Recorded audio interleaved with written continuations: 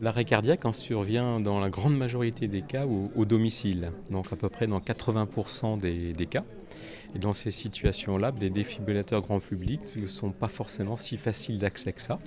Et donc le fait d'avoir le maximum de citoyens qui aient une possibilité d'agir rapidement parce qu'ils ont déjà un défibrillateur est un atout très important donc pour permettre cette prise en charge en se rappelant qu'après un arrêt cardiaque, on a un délai extrêmement court qui est maximum de 5 minutes et qu'une minute de retard, c'est 10% de survie en moins. Ce partenariat dans la durée se concrétise par un axe fort qui est celui de la remise des défibrillateurs qui sont des prototypes, jamais utilisés encore sur le territoire national. Donc Sauve-Life depuis Paris, va surveiller concrètement l'utilité et le fonctionnement de ces défibrillateurs uniques. Et donc ça, c'est quelque chose de très innovant au Sables d'Olonne. On a un grand retard en France en fait sur la prise en charge des arrêts cardiaques notamment.